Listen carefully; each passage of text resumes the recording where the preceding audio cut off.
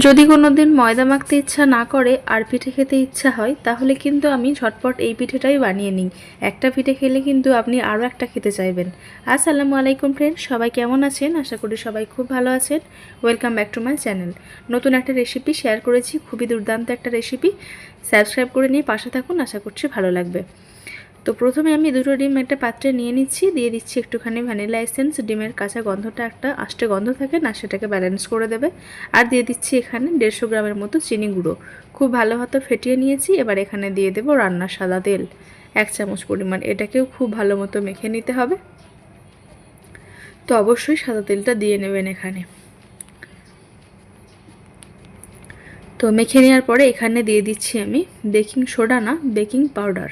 আর দিয়ে দিচ্ছি 1 চামচ পরিমাণ কালো জিরে, আর ওই চামচেরই ছোটো চামচের 2 চামচ পরিমাণ কর্নফ্লাওয়ার। যদি কর্নফ্লাওয়ার আপনাদের কাছে না থেকে থাকে সেক্ষেত্রে আপনারা 2 থেকে 3 চামচ পরিমাণ একটুখানি চালের গুঁড়ো ব্যবহার করে নিতে পারেন, সেক্ষেত্রে একটুখানি বেশি দিয়ে নেবেন। এবার এখানে আমি 250 গ্রাম পরিমাণ ময়দা নিয়েছি, ময়দাটাকে ছাঁকনি করে ছেঁকে দিয়ে নেব ওই পাত্রের মধ্যে। এবার প্রথমে একটা হ্যান্ড উইস্কের সাহায্যে মেখে নেব, তারপরে যখন একটুখানি টাইট হয়ে আসবে হাতে করে মেখে নেব। তো যদি আপনাদের কাছে একটু বেশি টাইট মনে হয় সেক্ষেত্রে আপনারা একটুখানি লিকুইড দুধ ব্যবহার করতে পারেন। আর যদি লিকুইড দুধ হাতের কাছে না থেকে থাকে সেক্ষেত্রে একটু গরম পানি করে পাউডার দুধ ব্যবহার করে নিতে পারেন। দেখুন ব্যাটার ঠিক এরকম হবে। একটা কড়াই বসিয়ে দিচ্ছি, ভালো মতো গরম হয়ে গেলে তেল দিয়ে নেব। তেলটা হালকা গরম থাকতে থাকতে পিঠেগুলো আমাকে দিয়ে নিতে হবে।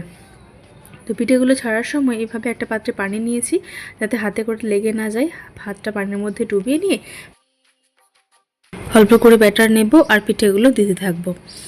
তো অনেকক্ষণ সময় নিয়ে পিঠেগুলো ভেজে নিয়েছি, দুর্দান্ত একটা কালার চলে এসেছে। আর পিঠেগুলো ভেতর থেকে এতটা সুন্দর হয়েছিল, আপনারা একবার না বানিয়ে খেলে বিশ্বাসই করবেন না। দেখতে যতটা না সুন্দর, খেতে তার থেকে অনেক বেশি সুন্দর হয়েছিল। একবার এভাবে বানিয়ে খেয়ে দেখতে পারেন, খুব তাড়াতাড়ি হয় আর সবার পছন্দও হবে এমন একটা রেসিপি, চটজলদি হয়ে যাবে।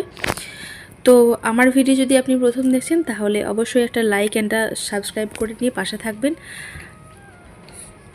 আর যদি চ্যানেলটাকে সাবস্ক্রাইব না করে থাকেন অবশ্যই চ্যানেলটাকে সাবস্ক্রাইব করে নিয়ে পাশে থাকবেন। গ্রুপে সবার সাথেই চেষ্টা করবেন আমার ভিডিওগুলো শেয়ার করে নেওয়ার। তো এই ছিল আমার আজকের রেসিপি। দেখা হবে আপনাদের সাথে পরবর্তী নতুন একটা ভিডিও নিয়ে। আপনারা ভালো থাকবেন, সুস্থ থাকবেন, সাবধানে থাকবেন।